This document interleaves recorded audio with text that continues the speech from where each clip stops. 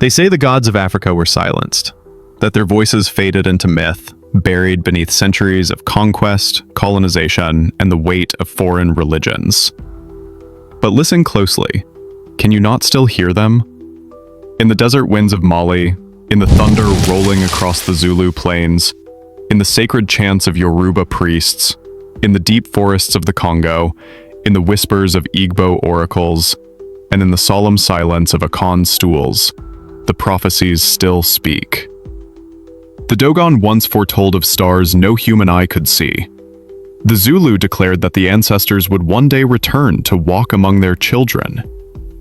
The Yoruba left verses in Ifá that described the rise and fall of divine cycles, each echoing through time like the beating of a drum. The Ethiopians told of fiery mountains and a world reborn, while the Kongo spoke of the Kalunga line, where the dead and the living trade secrets. The Igbo warned that corruption cannot escape justice, and the Akan promised that the earth itself will rise against imbalance, carrying the voices of ancestors back into the present. These are not just stories. They are messages. They are warnings. They are blueprints for survival. And as the world trembles with crisis, the question is no longer whether the gods will return. The question is, did they ever leave? Or have they been waiting all along for us to remember? In the remote cliffs of Mali, among the sandstone ridges and hidden valleys, the Dogon people have preserved a body of knowledge so profound it defies conventional explanation. They are more than a community. They are guardians of a cosmic memory passed down for centuries through oral tradition, ritual, and sacred observation. At the heart of their belief system lies a prophecy, not about kings or empires, but about the stars. The Dogon speak of the Nomo, amphibious beings sent from the star Sirius, who descended from the sky to teach humanity the ways of order, balance, and renewal. These beings, according to Dogon oral teachings, were part of a greater cosmic plan, emissaries from the divine, who seeded both spiritual knowledge and the rhythm of the universe into African soil. What is most astonishing is not just the mythology itself, but the depth of astronomical knowledge embedded within it. Long before modern science discovered it, the Dogon already spoke of Sirius B, a dense white dwarf star invisible to the naked eye, and only confirmed by telescopes in the 20th century. They described its elliptical orbit around Sirius A, its incredible density, and even its movement, all details that would later baffle Western scholars and astronomers. How could a so-called primitive people possess such knowledge? The Dogon themselves offer the answer. It was given to them, as part of a prophetic tradition that connects the heavens to earth. The Nomo, they say, promised to return when the world once again reached a point of imbalance, when humanity had forgotten its place in the cosmos. The Dogon don't view time as a straight line, but as a spiraling rhythm, a cycle of descent, forgetting, remembering, and ascent. Their prophecies speak of world renewals not just as metaphors, but as actual cosmic events. Times when the divine resets the pattern and offers humanity a new beginning. These renewals are accompanied by signs, celestial alignments, of soulless knowledge, and the danger of forgetting the sacred. But they also promise rebirth, a return to cosmic harmony, led not by new technology, but by ancient memory. Today, as modern science peers deeper into the stars and rediscovers truths once thought mythical, the Dogon prophecies echo louder. Perhaps we are not discovering anything new, but rather remembering what was once deeply known. The Dogon remind us that hidden knowledge always waits for the right time to re-emerge, and that in the age of data and doubt, prophecy might be the oldest science we've yet to fully understand. In the sacred cosmology of the Zulu people, prophecy does not always thunder from the mountaintop. Sometimes it arrives quietly, through dreams, through dance, through the trembling hands of a sangoma caught between two worlds. The Zulu tradition holds that the ancestors are not buried in the past, but are woven into the living present, watching, guiding, and waiting. Among their most profound teachings is the prophecy of the Great Return, when the ancestors, long silent, would once again move actively among the living. This return is not a spectacle of fire in the sky, but a subtle reawakening, an unfolding remembrance in the hearts of those who carry their blood. At the center of this prophecy is Unkalunkalu, the great source and the first being created by the divine. It is said that in a time of forgetting, Unkalunkalu would send messengers, chosen seers, spiritual dreamers, and awakened ones, to call the people back to truth. These messengers are not always priests or scholars. They may appear as children with ancient eyes, women with healing hands, or elders whose songs unlock something buried deep within the spirit. These individuals become vessels through which memory is restored, and the voice of the ancestors speaks again with clarity and power. The prophecy teaches that the ancestors do not return as ghosts or distant spirits, but as energies reawakened within the living. Through trance states and sacred ceremonies, individuals enter altered consciousness and allow ancestral wisdom to flow through them. In ritual dances, drumming sessions, and nighttime visions, people report hearing voices not their own, guidance from beyond the veil.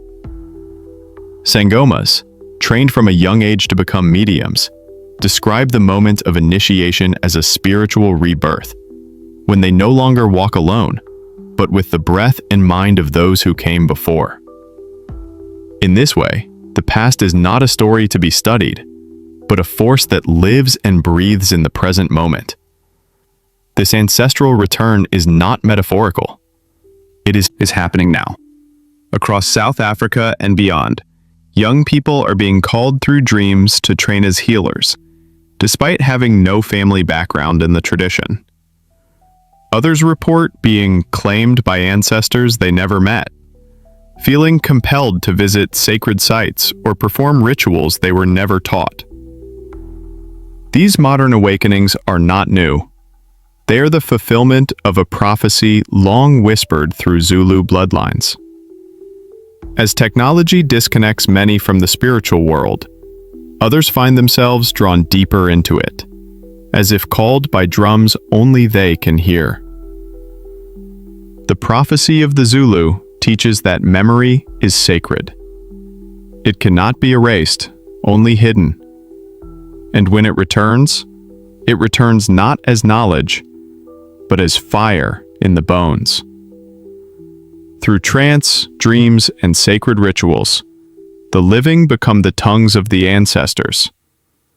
They remind us that the line between past and present is thin, and that prophecy is not something we wait for. It is something we become. Within the Yoruba spiritual system, prophecy is not confined to isolated predictions or isolated visions. It is encoded into the very structure of reality through the sacred wisdom of Ifá. Ifá is not simply a religion or a philosophy. It is a cosmic archive, a sacred system of divination, and a record of divine cycles woven into the spiritual DNA of the universe. Through its verses, known as Odu Ifá, the Yoruba have preserved a map of human destiny, one that speaks not only to individual fate, but to the fate of the world itself. In the words of the Babalawos, the priest diviners of this tradition, Ifá is the mouthpiece of Orunmila, the Orisha of wisdom and prophecy, who sees all that was, all that is, and all that is yet to come. The Odu verses are more than poetic texts. They are coded memories of divine moments, stories of how the Orisha interacted with the world, how balance was lost, and how it was restored. Many of these verses foretell a recurring pattern. chaos will come, order will collapse, the divine forces will withdraw, and humanity will be left wandering in confusion. But this is not the end. Ifá teaches that after the darkness, light returns. The gods, having observed the actions of humankind from the spiritual realm, return through selected individuals, rituals, and awakenings. This cycle, withdrawal, forgetfulness, struggle, then return, is the heartbeat of prophecy in Yoruba tradition. In the stories of the Orisha, we see this pattern again and again. Shango, the Orisha of thunder, withdraws in anger only to return in justice. Ocean, goddess of rivers and beauty, is forgotten and disrespected until the world withers without her grace, and she is called back to restore balance. These stories are not historical records. They are mirrors of spiritual time. They speak of what happens when societies lose their alignment with truth, and how only by remembering can healing begin. The withdrawal of the gods is not punishment. It is invitation. An invitation to return to humility, to ritual, to truth. At the heart of Ifá is the belief that time is not linear. It does not move in a straight line from past to future. It is circular, like the drumbeat, like the rising and setting of the sun, like the orbits of planets and the rhythms of breath. What has happened will happen again, not as repetition, but as renewal. This view of time transforms prophecy. It is no longer about predicting the future. It becomes about recognizing the signs that have already appeared, remembering the cycles we are living through, and preparing ourselves for what we already know deep within. The Yoruba prophecy teaches that we are not lost. We are only asleep. Our ancestors, our gods, our destinies, they are not gone. They are simply waiting for us to open the sacred text within our spirits and remember who we are. In this way, the verses of Ifá are not warnings. They are promises. Promises that no matter how far we stray, the path home is always waiting. Promises that chaos is only the breath before creation. And promises that what was divine once will be divine again, in time's sacred return. In the highlands of Ethiopia, where mountains pierce the sky and ancient churches are carved into stone, stories of prophecy and divine renewal echo across generations. Ethiopian spiritual tradition, which blends ancient Kushite beliefs with early Christianity, speaks of fire mountains, volcanoes as instruments of purification and transformation. These mountains are not feared, they are revered, believed to be sacred thresholds where divine fire meets human error. They symbolize moments in time when the world must be cleansed in order to begin again. Prophets in Ethiopia often speak of an ark, not only the one carried by Noah, but the Ark of the Covenant itself, said to reside in Axum, radiating divine energy and signaling the eventual return of spiritual balance to the earth. This ark is not just a physical relic. It is a symbol of continuity, of a covenant between heaven and humanity that promises redemption after collapse. Far from Ethiopia, in the forests and rivers of Central Africa, the Kongo people carry another strand of this cosmic prophecy. Their cosmology centers around the Kalunga line, a spiritual boundary that separates the world of the living from the world of the dead. It is more than a division. It is a mirror. Life and death, beginning and ending, above and below, are simply reflections of each other. The Kalunga line teaches that death is not an end, but a portal, a doorway through which the world renews itself. This sacred understanding is foundational to Kongo prophecy, where every collapse is viewed as a necessary contraction before the expansion of rebirth. The story of Nzinga Nkuwu, king of the Congo in the 15th century, captures this prophetic rhythm. Nzinga, who embraced both indigenous spirituality and Christianity, became a symbolic bridge between cycles. His reign, his conversion, and the cultural disruptions that followed became a prophecy in itself. One that warned of colonization, religious imposition, and the fragmentation of African identity. Yet even in the chaos of conquest, the Kongo people never forgot the Kalunga. The boundary remained intact in their minds, and so too did the vision of renewal. Kongo prophets spoke of future upheavals, but always assured their followers that the end was never truly an end. This theme of renewal following collapse is not unique to one tradition. It is echoed in both Ethiopian and Kongo cosmologies. In both regions, the sacred teaches that the earth remembers balance, even when humanity forgets. Whether through divine fire or ancestral return, prophecy always bends toward restoration. These cultures understand that destruction is not divine wrath. It is divine mercy. It is the hand that clears away the false so the true can rise again. The collapse of a kingdom, the loss of a tradition, the silence of a god. None of these are final. They are pauses, not endings.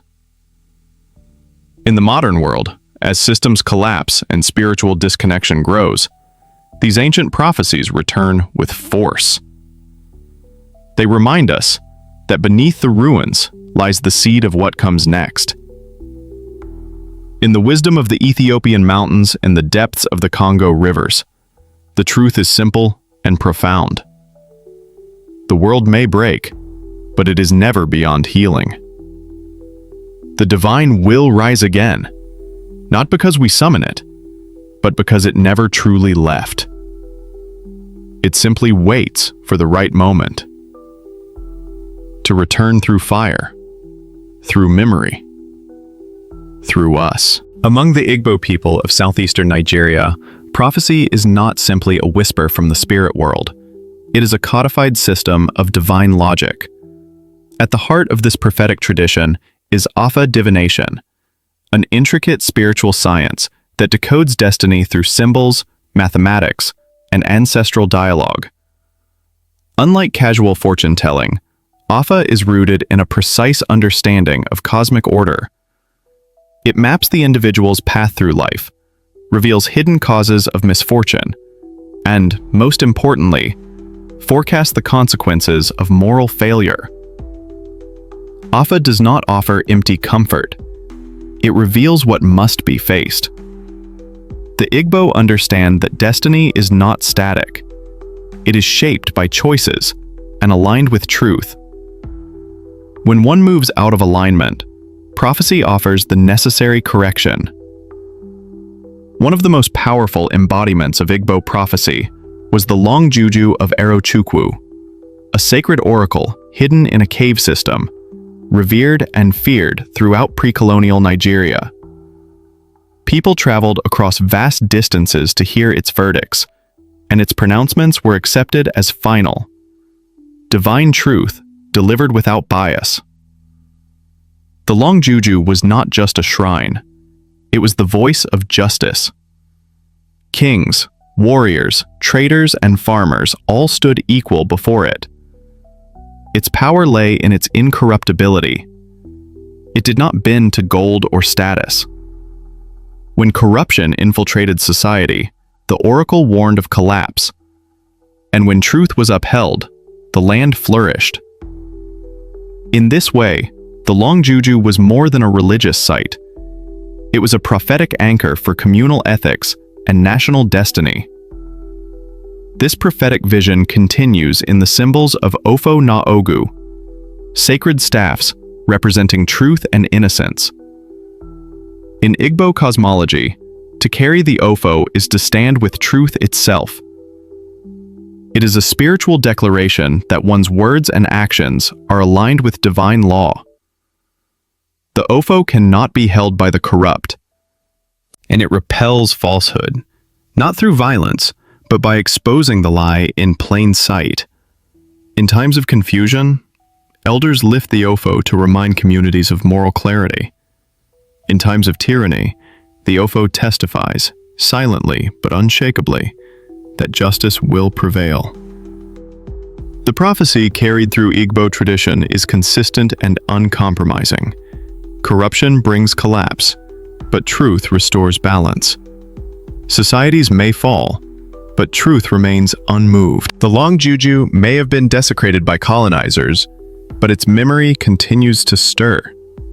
Ifa may be misunderstood by outsiders, but it still guides those who seek answers.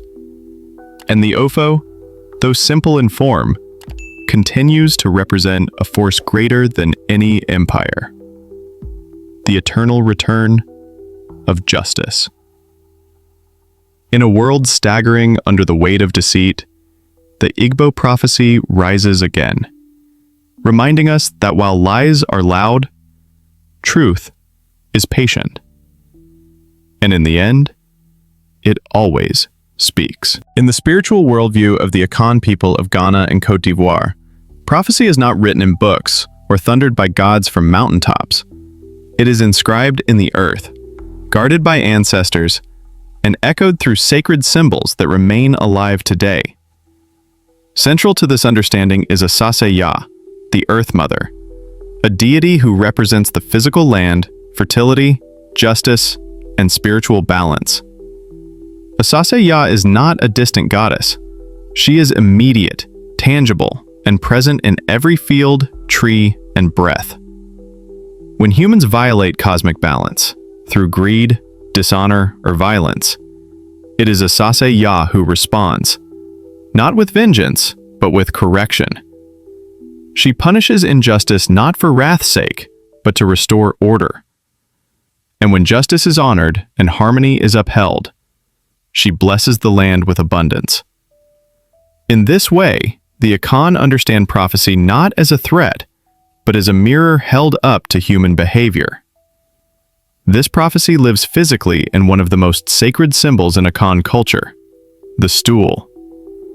But this is no ordinary furniture.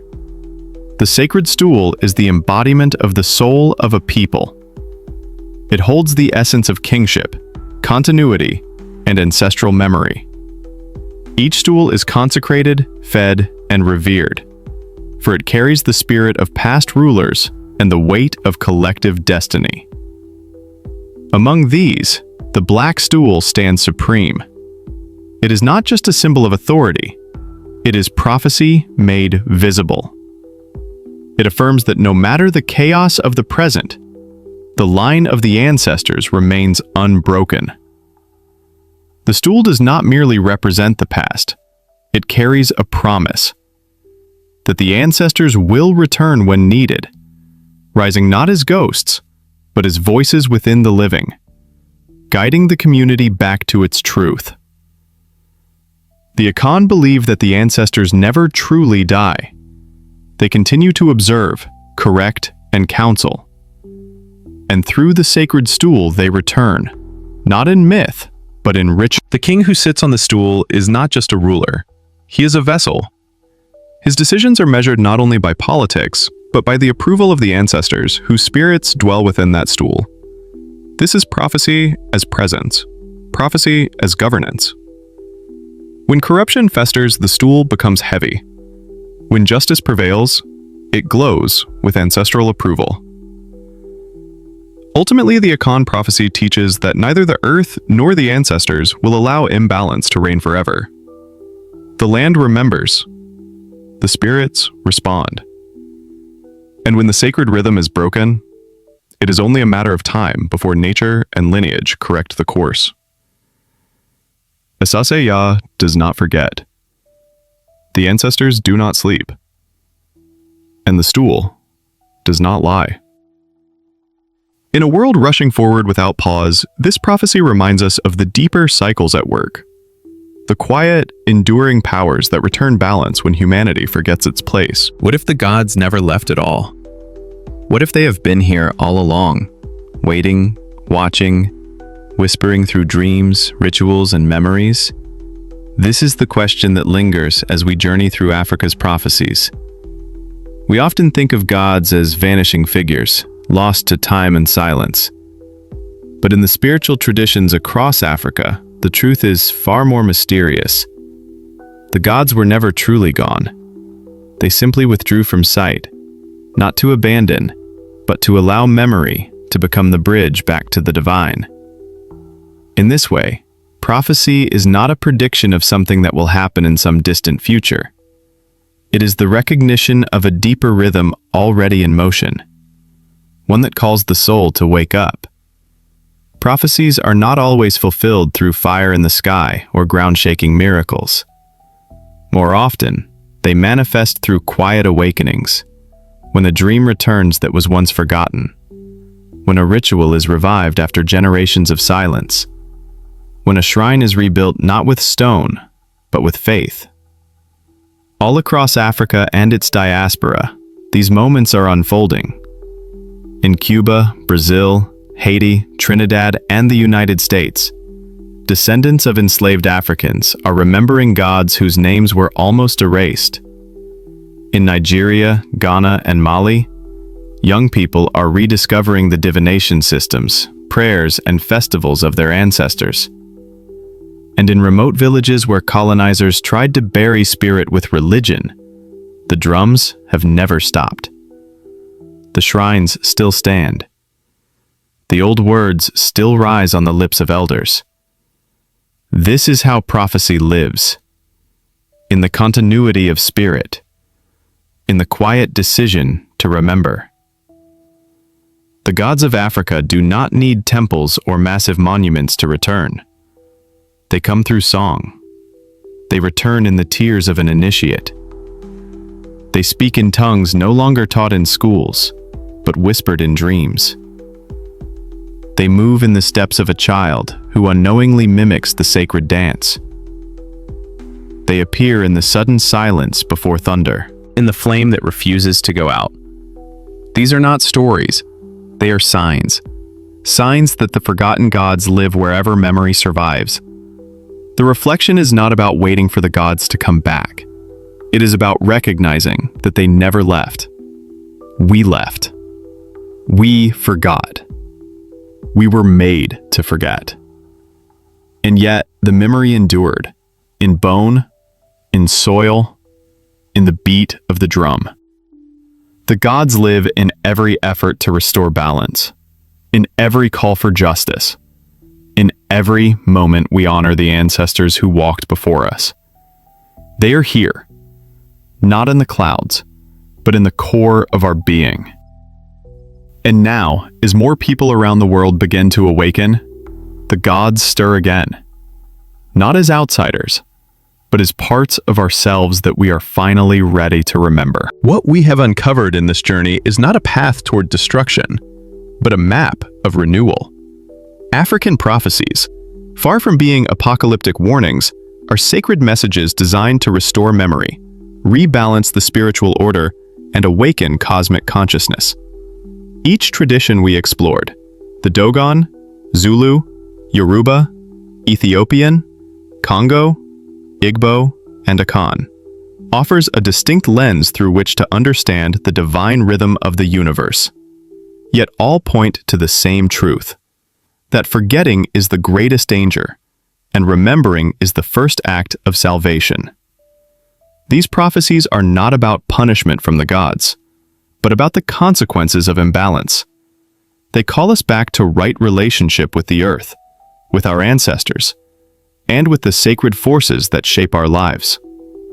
The knowledge held in these prophecies is not new. It is old.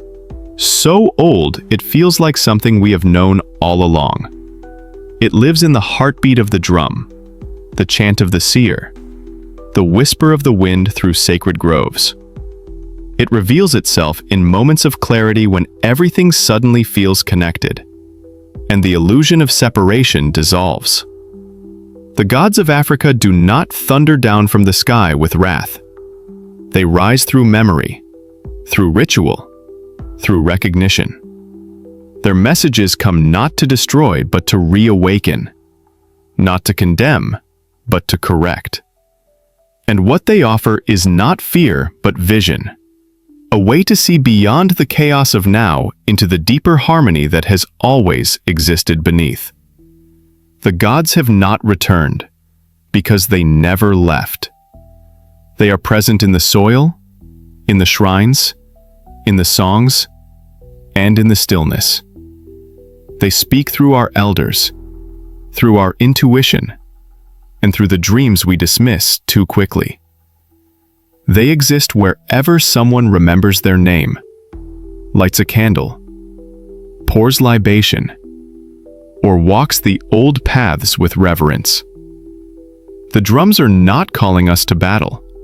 They are calling us home. If these prophecies awaken something in you, if they stirred a memory you cannot explain, then subscribe for more journeys into the wisdom of Africa's gods and ancestors. There is still much to uncover, many stories to reclaim, and countless truths waiting to rise again. The drums are beating. The voices are waiting. Will you listen? Thank you for walking this path. Ashe.